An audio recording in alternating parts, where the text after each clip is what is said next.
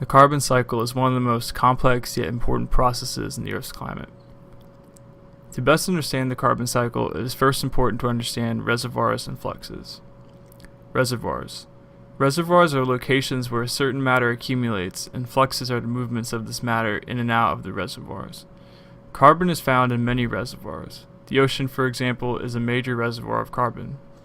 Cycles occur when certain reservoirs feed back into one another, creating a loop. The short-term cycle.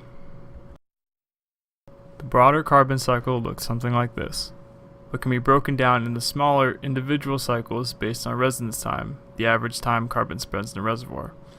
The short-term cycle is the fast version of the carbon cycle.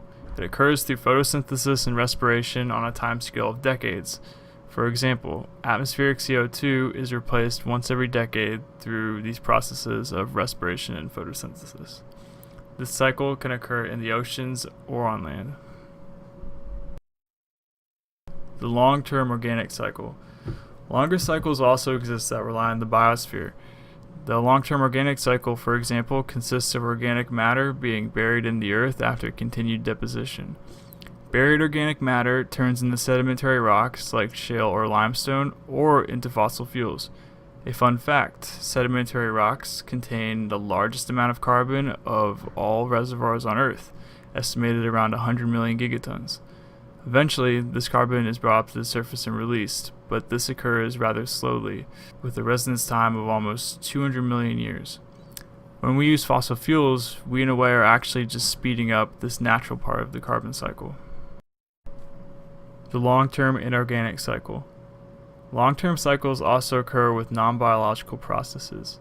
The most impactful cycle of this type is referred to as the carbon silicate geothermal cycle. Carbon in this cycle is released from silicates through weathering and volcanism and deposited into the sea. At this stage, chemical processes occur which deposit some carbon into the sediment and release some into the oceans. The carbon deposited on the ocean floor is subducted back into the mantle and the cycle continues. This process has a major effect on the long-term climate as well as ocean acidity.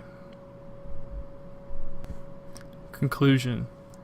The carbon cycle is a very complicated web of interactions, but is important for us to understand if we hope to comprehend the impact we are having on our environment. Thank you for watching, and see you next time.